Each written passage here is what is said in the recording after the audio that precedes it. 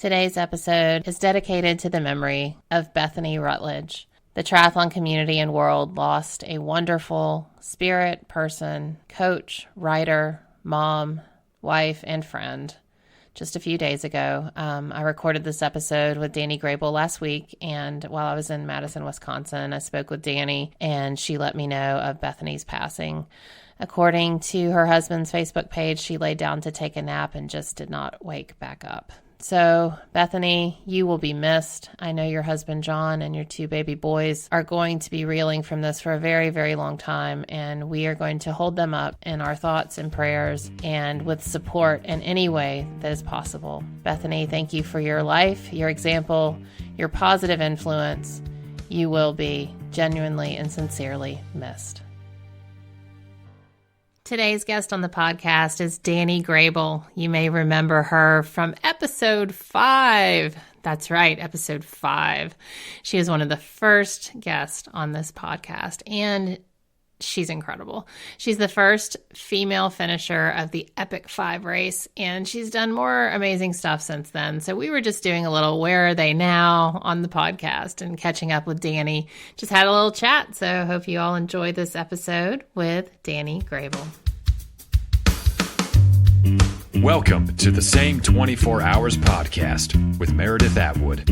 We all have the same 24 hours each day, and it's what we do with those hours that makes all the difference between our health, happiness, and success.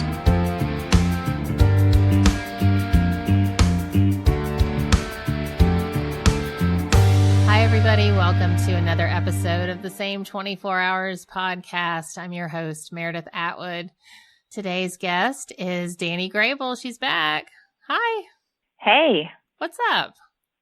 Not much. Not much at all. A little bit of nothing and everything. Just walking around being, the first finisher of EPIC 5 and all your awesomeness, right? Yep. Yes. Okay, so we were talking before we got on. Dani was one of the first podcast guests I had, and she is also the first female attempt and finish of the EPIC 5 race, correct? Right. Yeah. Mm-hmm. Okay. Yep. So I want to, if you haven't listened to Dani's first episode, go back. I think she was like 5, 4, 6, around there. But we're going to recap that big event here just quickly because it really is so very epic. So Dani, tell everyone what EPIC 5 is and what you did. Sure. So EPIC 5 is a triathlon that's held in Hawaii where you do an Ironman distance triathlon a day for 5 days in a row, one on each of the 5 islands of Hawaii. Sounds fun. Yeah, it's a blast. Highly recommend it. So you recounted a lot of those details on my podcast, and recently you were on Rich Roll's. So anyone interested in that, definitely go listen. But what actually got you started in kind of the endurance, the really long distance endurance racing? I had a kind of interesting start. I was pretty overweight and kind of went through a transformation where I lost a bunch of weight, and I had joined a gym, and I started taking a spin class just as a result of just trying to be, fit and stay in shape, and then ended up meeting some triathletes.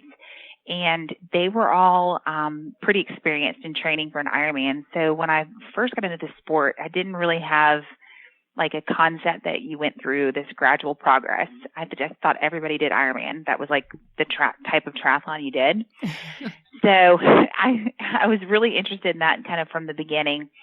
Unfortunately, I was in a bad accident and broke my leg kind of early into my triathlon career. So that sidelined me. But I got into the really long distance stuff in 2010 after I met now he's my husband, but then he was my boyfriend, Jason. He was getting ready to train for his first long distance run. So he was really the person that kind of pushed me into the direction that I'm in now. And you guys really feed off of each other. We do. We have a really crazy. Yeah. We joke around that sarcasm is our love language, but he's very much my kind of person. I don't think that there's a lot of people that would be well suited to be married to me, but he's definitely one of them. I loved your marriage announcement that you posted on Facebook. So like when we talked, you were not engaged. There was no talk of marriage. Nothing. So how did this happen? And then tell everyone about your announcement, because it was awesome. Yeah. We're super low key, and we've been together for a long time and never really had plans to get married. Kind of just going against the grain. Both my parents have been married quite a few times, and just, I was like, no, it's not for me. I'm never going to do it.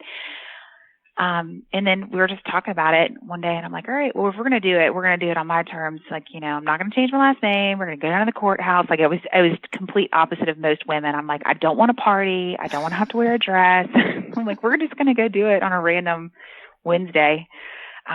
We didn't tell anybody, though. We didn't tell anybody we were engaged. We didn't tell anybody we were going to get married on a random Wednesday. Went down to the courthouse and eloped, and then went and got milkshakes at Chick-fil-A afterwards. It was kind of perfect. And then we sent these really funny announcements out, and it says, guess what? We got married. You didn't have to spend a lot of money on hotels, air travel, childcare, fancy clothes.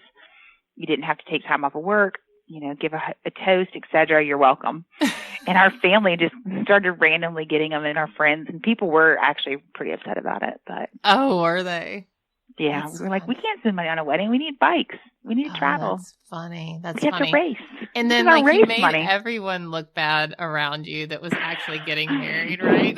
You're like, oh, I know. I did have a friend. Presents. I know.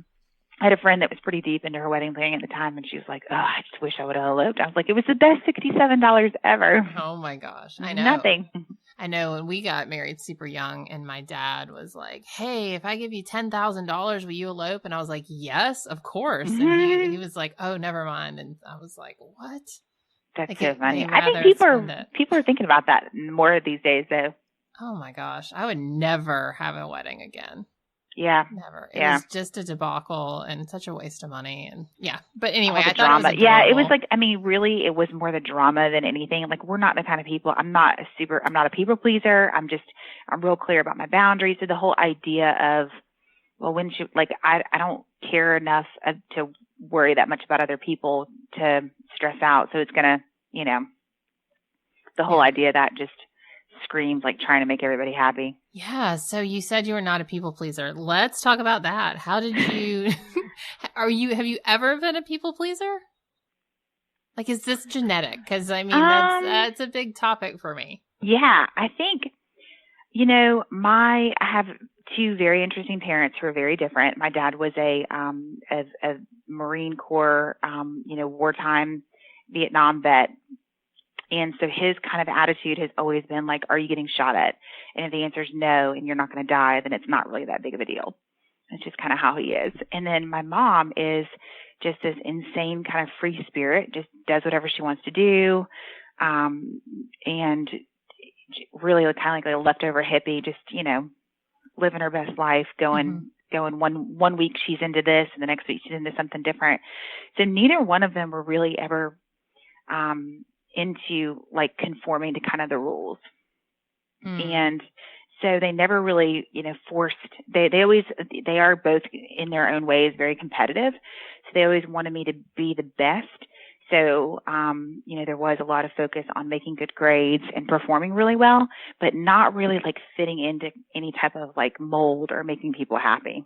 And like so we were never the family where we had like the little matching outfits on. Everybody was like looking really cute to take a picture. Like my mom never sent out a Christmas card. Like her attitude was like, why do I give a shit what you're doing for all year long? Well, I don't need your Christmas letter. Like that's kind of how she is. So that's how I feel. It feels good to admit that. Yeah. Like there's people out there that are like really like, I'm not putting a Christmas card together. People are just going to throw that away. And that's kind of how she is. Yeah.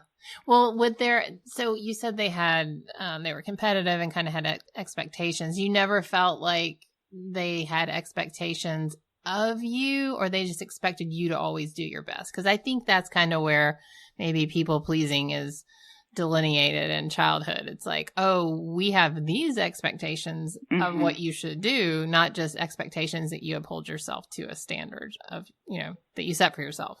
Right. No, there was definitely, my dad is a little bit more old school, so he kind of had some very clear gender Things that I was always a lot more of, I would consider myself definitely to be like more of a tomboy. Mm-hmm. So I didn't really fit into the traditional, I always wanted to play the sports that my brother was playing or play with him. I wanted to play a lot rougher. And they were more like, well, maybe you should do ballet or, play with dolls or things like that. So yeah, I think it's hard though, because how do you not want your children to have a life that's different or fill in the gaps that you didn't have in your life, or how do you not put pressure on them? So they definitely let me kind of do my own thing though. A lot of times I was allowed to dress myself, which you would see in all of my pictures from a child. That's a struggle. I know growing up, I was always expected to dress a certain way. And as a result, I just don't really care what my kids wear. But right. It really is a struggle when we go somewhere that requires something other than booty shorts and a sports bra for my daughter. And, like a play. And I'm like, hey, you got to get a dress. And she's like, but I don't own a dress. Right, like, right. Oh my gosh, she doesn't own a dress. We have to go buy a dress. Yeah, yeah. And my dad was, we had really clear, performance. It was, you weren't allowed to act crazy. You weren't allowed to act like a fool. Like, you had to be respectful. Yeah, it was the military in him. And then my mom was, focused on our nutrition and health. So it wasn't like we were just allowed to eat whatever we wanted to eat because she didn't care. Mm-hmm. But things that really didn't matter that much, I think my parents kind of observed that. Like, well, I really don't care if she wants to do this. We weren't allowed to quit things. Yeah, yeah. I totally get that. And it's kind of like, which hill are you going to die on as a parent? Right. Yeah. Pick your battles, right? There's a lot of them you can just lose it on for sure. Yeah. So since the last time we talked, when we got off the podcast, you had nothing on the horizon and you were like, I'm taking a break. And then, you sat still for all of 6 months, I think. And then you tackled something else. So what did you and Jason just accomplish? So in June, Jason and I just finished, it's called Race Across the West. So it's a bike race that goes from Oceanside, California to Durango, Colorado. And we raced as a 2-person mixed team, so male-female mixed team, and broke the record. So we averaged 17.36 miles an hour for about 930 miles. Yep. Oh my gosh. So 900, how long did that take you? How many days was that? It was 2 days and 5 hours, I think. Oh my gosh. Yeah. So how did that work? How did it work? Because I know we talked a little bit about when you did Race Across America with Casey. Mm-hmm. Is it Casey? Mm-hmm. Sorry. I had the last name for a minute and I was like, oh my gosh, is it Casey? Yeah. So how did it work? And was it different as far as the time on the bike and time resting and all of that? Yeah, it was definitely a lot different just because, even though the course goes through the same route that Casey and I did, the weather makes a huge difference. So this year we had a lot of really unfavorable winds and it was a lot hotter through the desert. So areas, sections that Casey and I went through really fast, we went through a lot slower. So our strategy is a little different because we knew we were only going to be on the bike for 2 days. So during the day, for the first 12 hours, we were doing short pulls. So they were anywhere from 2 miles or even as short as a mile if we were going uphill, to up to 30 minutes, maybe 8 or 9 or 10 miles. And then at night, we were doing hour on, hour off. Wow. So we weren't taking, I pretty much slept 2 hours in 2 days because I don't sleep very well. So the first day I couldn't sleep at all. Does Jason have trouble sleeping too? No, that he can just fall down. Fall asleep immediately. He was sleeping in between pools and they were having to wake him up. And I was like, what? When I found out, I was so mad afterwards. I was like, it wasn't Sleep Across the West. But it's definitely a gift he has. So how did you guys train for this? It was not really easy. Not that the volume of training was hard, because I wouldn't say that was out of the norm for either of us. I think just the demands on having 2 people kind of training that much and still living together and maintaining your house and your relationship and your jobs, that was what was hard. So we had to take a lot of turns. So I would ride outside on Mondays and Wednesdays and he would ride outside on Tuesdays and Thursdays. So it was a lot of negotiating. Yeah. And you didn't really train together that much except on the weekends, right? Well, he actually has a schedule that's different than mine. So no, we didn't even, no, you we didn't might even have train done together till like race days? No, we might have gone on like 2 bike rides together. Oh, that's funny. It was crazy. Yeah. Like I wish we could train together more, but his schedule is different. Like he's off, so he was off on Thursdays and Fridays. So he was getting his long rides in on days. Yeah. So it was really kind of crazy. Well, how do you train for that sort of distance and that intensity? Because 17 point, did you say 9? No, I wish 17.36. 17.36 miles an hour over that sort of distance is no small feat. Like, how do you stretch out the endurance plus the intensity? Like, how do you even train for that? That's the hard part because, with you, when you start adding the volume, you definitely, you lose the speed. So you have to maintain those intervals and you have to maintain that speed work. And then we did a lot of like off-on training. So we would go and ride really hard for 30 minutes. Then we'd stop for 30 minutes. So we were practicing that because that's the other part is that it's, I personally prefer that kind of format. To me, my legs felt really good. Every time I'd get back on the bike, I would feel really fresh. But for Jason, he was like getting cold and feeling more like he was cramping up. So he prefers more like longer, sustained kind of efforts. Yeah, I feel like that would be better as far as the shorter because you at least have a countdown. Yeah, like exactly. 20 minutes, 15 minutes. I got 10 minutes, but yeah. Well, psychologically, I think it's easier. Like it's way easier to just say, oh, I'm only going to get on the bike for like 30 minutes. Yeah. One of the things we talked about the first time we spoke was how well suited women are for long distance racing. And definitely. That translates over to the bike as well. Yeah, for sure. Yeah. So what makes us so good at that? I think that one of the things, because we have a higher body fat percentage, on average compared to men, we have a better tendency to kind of sit in that fat burning zone for longer periods of time. So my experience has been that I don't tend to see female athletes, suffering from like electrolyte imbalance. They don't tend to cramp as much. Women tend to do a little bit better in heat, like the extreme temperatures than men do, especially like the heat.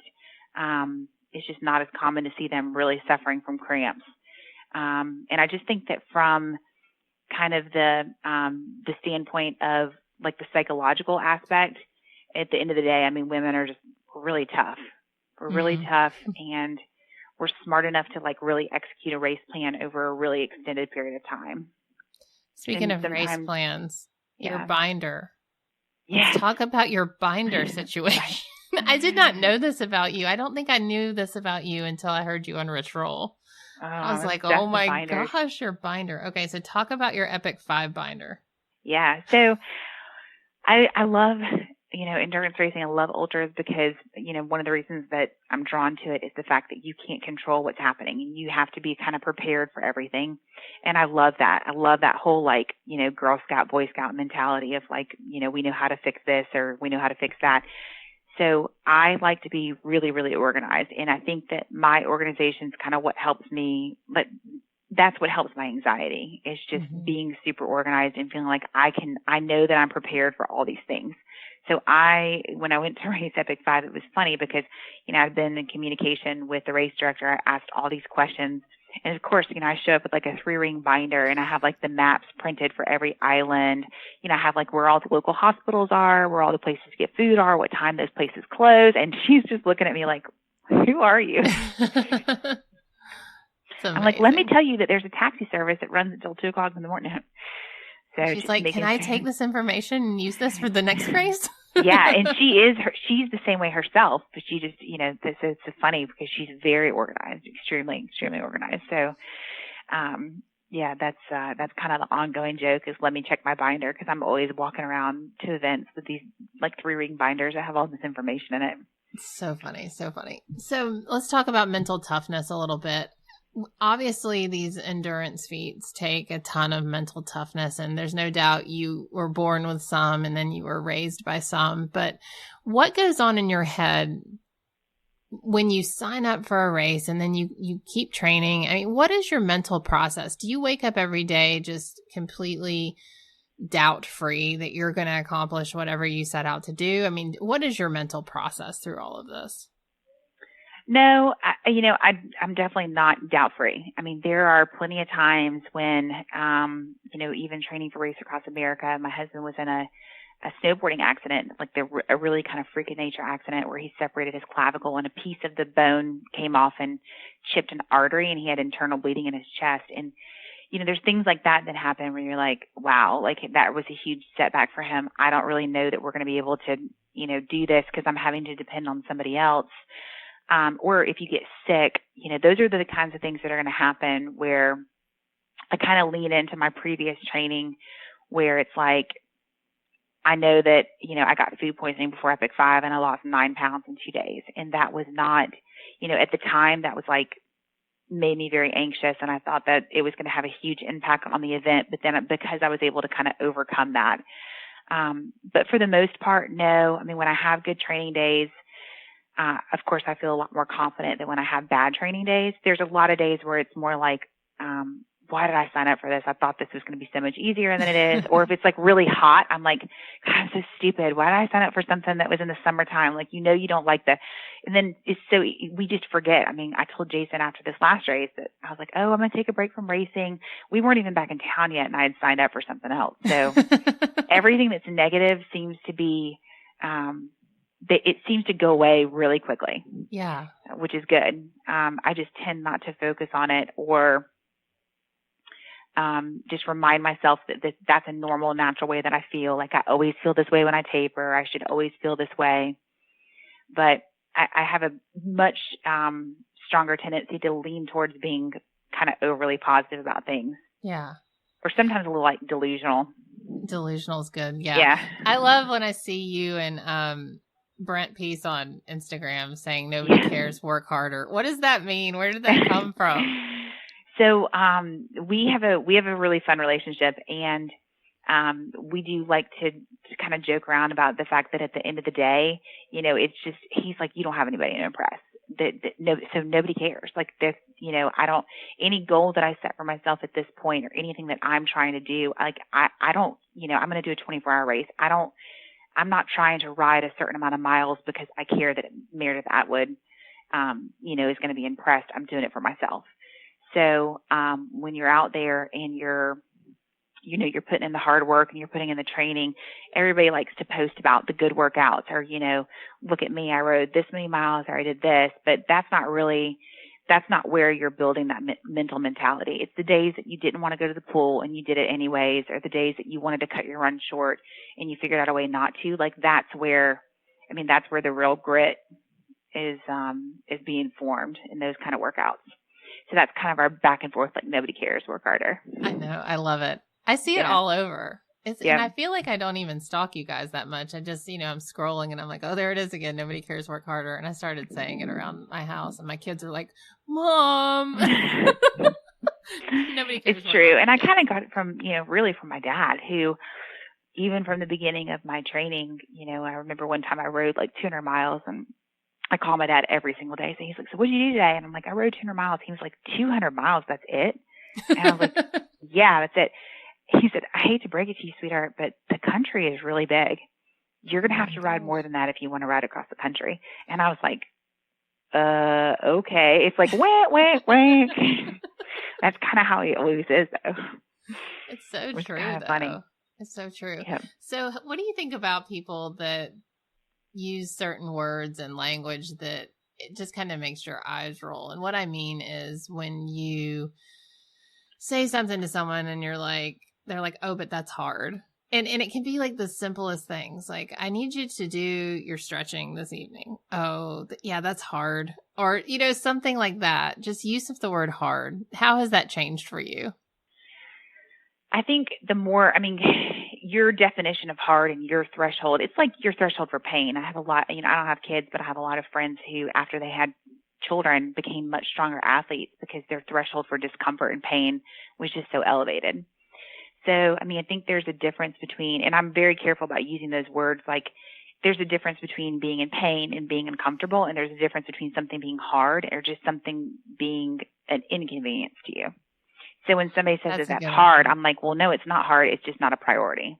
Yeah. And there's a big difference because, you know, things are as hard as you allow them to be, or things are as hard as you know, when you already put that energy out in the world and you say, well, that's really going to be impossible. Right. Then, you know, it's kind of already out there.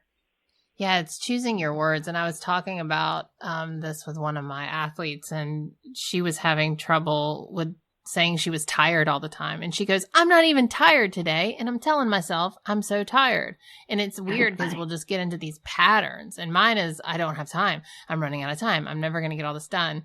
And just flipping those switches in our heads to say, I have all the time that I need. I'm actually not tired. I feel great today. It's so crazy. Like, because especially for long distance stuff, you've got to tell yourself some different stories. Yeah. I'm really into the positive self-talk, and I do try really hard not to be negative about myself. And I lie to myself all the time. I will tell myself, like, you're full of energy. You feel great. Your body's in complete working order. Yeah. Like, I will say that over and over, even if it's not right. Like, I'll be like, oh, you're not really tired. Or if I feel like I'm getting sick, I'm constantly like, oh, you're not getting sick. It's just allergies. Like, I talk myself out of things. I say that all the time. I am not sick. I am not sick. And I don't get sick if I say that. Yeah. No, I feel the same way. So just putting that kind of positive energy and not saying, and I hate excuses. So, you know, when I'm working with a coach and when I'm looking at the way I upload my workouts and what I write, I'm very cautious about writing something up and saying, is that an excuse? So, you know, if you don't hit your metrics and your workout doesn't look the way that your coach is expecting it to, do you start the entire thing off with an excuse? Like, do you start it all off with all the reasons why you didn't do it? Or are you being honest with yourself? Yes, that's a big one. Reality. Yep. Yeah. And just being accountable with yourself and just saying, rather than saying all the reasons why you didn't hit your intervals. I mean, I'll say, hey, I got hungry. My workout was 120, however many minutes long. And I only did, 70% of it because I needed a snack. And then I just got too lazy and didn't want to get back on the bike. Right. Right. Just owning that. Yeah. Or, my favorite one is I ran out of time. I get that a lot from athletes. Yeah. I ran out of time. Like, what? Wait, no. What does that mean? Just say you didn't plan well. Exactly. That's it. I mean, nobody wants to tell you, like, oh, I sat on the toilet for 30 minutes watching YouTube videos instead of getting. But sometimes you're like, well, what were you doing? I was in the stall at Lifetime Fitness on Facebook before I got in the pool. Yep. It got me every time. Yeah. So. All right. So tell me about what the newest thing is. Yeah. So I have a race that's coming up here in a few weeks. We got done with Race Across the West. We had a crew that was made up of half of the crew was men and half the crew were women. And then we did some sightseeing afterwards. We went to like Lower Antelope Canyon, the Grand Canyon, Arches National Park, and all that. And so we ended up being split up, and the guys were riding in one van and the women were in another. And we just started talking about like women in ultra cycling because they're really underrepresented. So most ultra cycling events have maybe 75% of the participants are men. So wait, before you go on, what is considered ultra cycling? Like how many miles? So ultra cycling is usually something that has more than 200, an event that's more than 200 miles. Okay. Or that would be considered kind of an ultra cycling. So out west, they do a lot of double centuries. We don't really have any of those here, but they do like just double century rides. And that's kind of considered an ultra cycling event. And I think a lot of people are, the conversation was really about like how many people have reached out to me and said, I'm tired of doing the same thing. I want to try something that's a little bit different. And in running, the next step is, to run a 50K or a 50 miler. But in cycling, there's not really a kind of a progression, but there's a lot of people that love to ride bikes that just don't have an idea of like, well, what else can I do? So that kind of started this conversation. And of course I'm joking, halfway joking about it. I'm like, we should start like a female cycling group, and our goal is to try to get more women in cycling. And I'm like, we could have kits made and all this stuff. And I'm like, but then, it needs to be kind of cheesy and it needs to be, a little bit funny. And next thing you know, my friend Sarah, she's texting her husband about trying to get like a design made. And he was like, it went from being nothing to, he was like, I don't understand. This wasn't even an idea 2 hours ago. And now it's like DEFCON 10. She was like, have you met Dani? Yeah. I had already, say. yeah, I'd already contacted like the Castelli rep. I'm like, we need these kits by this date. And by like 3 days later, we'd sold like 20 kits, and we had all these people sign up for this race, and it was pretty cool. So, that was the idea, was just to create a, informal kind of group of women who might be interested in ultras, and then to pick out some key races and try to have groups of women that come together, and then, have me kind of writing some blog content or writing articles on helping them. So, I just published an article on bike lights and just telling people, like, this is what I do overnight. Like, if you've never ridden your bike at night, here's how you would start doing that. Okay. But you didn't tell us the name of your group. Oh, sorry. We're the Lady Bike Gang. The Lady Bike Gang. I love it. The LBG. I love it. Yep, okay. So where can they find out more about Lady Bike Gang? So we're on Facebook, so you can go like our Facebook page, and we're on Instagram as well. And then on my website, on my blog, is where we're writing the content. And then we're going to be at the Mid-Atlantic Ultra bike race in August that's in Washington, North Carolina. Very cool. And you won't be able to miss us because there's going to be a ton of us in kits that have a huge unicorn on them. Oh my gosh, that's so great. Okay, so what's next after that event? Do you have anything planned? No. I turned 40 in a couple of years, and I'm already planning. I keep calling it my midlife crisis, and Jason's like, it can't be a crisis if you're planning it right now. Right. So I am trying to plan have you seen something. My binder? Yeah, I'm planning a midlife adventure. Like, I want to just do something really like crazy when I turn 40, but I haven't totally figured it out yet. But it's gonna include like a bunch of. I think I'm leaning more now towards things that might not be races, but just more like adventures. Yeah. So Jason and I are going to be in Iceland in the fall. We're looking at, ice climbing, caving, just things like that I haven't done yet. And then sprinkling some races in there too. Oh, that'll be good. Well, Dani, as always, I love chatting with you. I appreciate it. Love talking to you too. Yeah. So what is something you do on a daily basis that contributes to your best 24 hours? What is your life hack? I can't remember what you said last time. I should have gone back and listened because no repeats. Really? I don't even remember what it was. I don't either. Maybe I didn't even ask you. I think I did. You might have. I think one thing I do is every day I figure out a way to express gratitude for something that I shouldn't be grateful for. So just taking something that's unpleasant or something that other people would view as negative, and rather than focusing on that, I'm grateful for the opportunity to ride my bike and do intervals today, rather than having to do it. That's very stoic of you. Thank you. All right. Well, thank you, lady.